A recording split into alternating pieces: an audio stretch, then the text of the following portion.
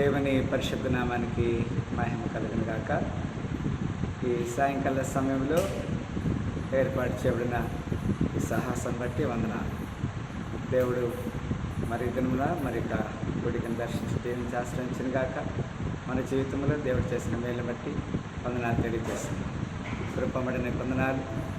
మరి ఈ సాయంకాల సమయంలో ఇక కోడికలో పాల్గొన్న ప్రతిబడిన దేవుడినాలుగా దేవుని ఆశ్రయించిన గాక. ఈ పునరుద్ధాన శుభములు సాయంకాల శుభములతో దేవుడు దర్శించిన గాక. మత్తయి సువార్త 28వ అధ్యాయం 1 నుంచి 10 వరకు ఈ విధంగా రాయబడినది. మీ అందరికీ ఈ పునరుద్ధాన శుభములు కలిగిన గాక.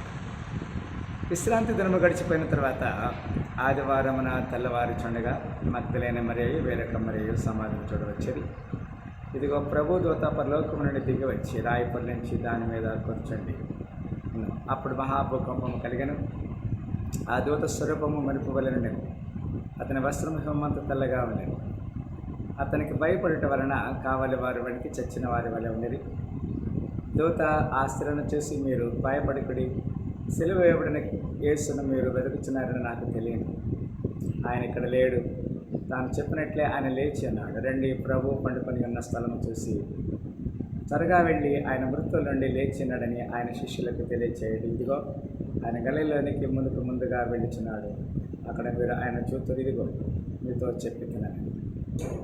8వ వచనం. వారు భయముతోనూ మహా ఆనందంతో సమాధి యొద్ద నుండి త్వరగా వెళ్ళి ఆయన శిష్యులకు ఆ వర్తమానం తెలుప పరిగెత్తుచుండగా యేసు వారిని ఎదుర్కొని, మీకు శుభమని చెప్పాను. వారు ఆయన యొద్దకు వచ్చి ఆయన పాదములు పట్టుకొని ఆయనకు మ్రొక్కగా, యేసు భయపడుకుడి, మీరు వెళ్ళి నా సహోదరులు గలిలయకు వెళ్ళవలనియు వారు అక్కడ నన్ను చూతురనియు నన్ను వారికి తెలిపాను. ఇది యేసుక్రీస్తు వారి సమాధి నుంచి తిరిగి లేచిన తర్వాత మన శిష్యులకు తాను సజీవుడిగా కనపరుచుకున్నటువంటి సమయము, స్థలముగా మనం జ్ఞాపకం చేసుకుంటున్నాము. ప్రియులారా, అంత మాత్రమే కాదు. మరి ఇంకొక మాట చూసినట్టయితే 1వ దశలోని 4వ అధ్యాయం 1వ దశలోని 4వ అధ్యాయం 1వ దశలకు రాసిన పత్రిక 4వ అధ్యాయంలో ఈ మాట రాయబడింది. 4వ అధ్యాయం 13వ వచనంలో ఈ మాట రాయబడింది. 4వ అధ్యాయం 13వ వచనంలో ఇక్కడ మనం చూసినట్లయితే, సహోదరులారా, నిరీక్షణ లేని ఇతరుల వలె మీరు దుఃఖపడకుండా నిమిత్తము నిద్రించిన వారిని గురించి మీకు తెలియకుండా మాకు ఇష్టం లేదు. యేసుక్రీస్తు వారు మరి నిద్రిస్తున్నారు. హీఈస్ ఇన్ రెస్ట్ ఇన్ లా. ఆయన యొక్క సహాయం కొరకు మనము సరి చేయబడని పొడవబడి తెలియజేస్తున్నారు. యేసు మృతి పొంది తిరిగి లేచినని మనం నమ్మనేడలా, అదే ప్రకారం యేసునందు నిద్రించిన వారిని దేవుడు ఆయనతో కూడా మెట్ట పెట్టుకొని వచ్చాం. మేము ప్రభు మాటను బట్టి మీతో చెప్పినదేమనగా, ప్రభు రాకడ వరకు సజీవమని నిలిచి మనం నిద్రించిన వారి కంటే ముందుగా ఆయన సన్నిధించారము. ఆర్భాటముతోను ప్రధాన దూత శబ్దంతోను దేవుని బోరుతోను పరలోకం ఉన్న ప్రభు దిగి వచ్చి క్రీస్తునందు నిమిత్తులైన మంతులైతారు. ఆపై ఆ మీద సజీవులమై నిలిచి ఉండి మనము ప్రభుతో ఎదుర్కొంటకు ఆకాశ మండల మేఘం కొనుకోకూడదు. కాగా మనం సదాకాలం ప్రభుతో కూడా. కాబట్టి ఇది చాలా ప్రాముఖ్యమైన విషయం. ఈ మాటల చేత ఒకరినొకరు ఆదరిస్తారు. ఏదైనా ఒకసారి ఎవరైనా సరే ఒక ఇంట్లో ఏదైనా సరే యుద్ధ ఘటన, మరణ ఘటన జరిగినప్పుడు మనం వారిని ఆ విధంగా మరి ఆదరిస్తాం. సో ఈ విషయంలో దేవుడు మనం కూడా దర్శించాలని, యేసుక్రీస్తు వారు మృతి పొంది మనకి విజయము విడుదలిచ్చాడని మన లేఖనంలో చూడగలం. యోహాను సువార్త 5వ అధ్యాయము 25వ వచనం ఈ విధంగా రాయబడినది. యోహాను సువార్త 5వ అధ్యాయము 25వ వచనంలో ఏ విధంగా రాయబడింది. ఇదేం చేస్తున్నట్టే, మృతులు దేవుని కుమారుని శబ్దం మీద గడియ వచ్చున్నది, ఇప్పుడే వచ్చాను, దానిని వినువారు జీవించదు మీరు నిశ్చయంగా చెప్తున్నాను.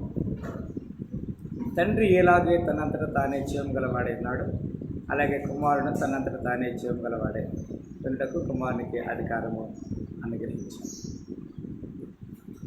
మరియు ఆయన మనుష్య కుమారుడు కనుక తీర్పు తీర్చకు తండ్రికి అధికారము అనుగ్రహించాడు. దీనికి ఆశ్చర్యపడిపడి ఒక కాలం వచ్చినది. ఆ కాలంలో సమాధులలో ఉన్న వారందరూ ఆయన శబ్దం విని మేలు చేసిన వారి జీవ పునరుద్ధానములకు, చెడు చేసిన వారి తీర్పు పునరుద్ధానములకు బయటకు వచ్చారు.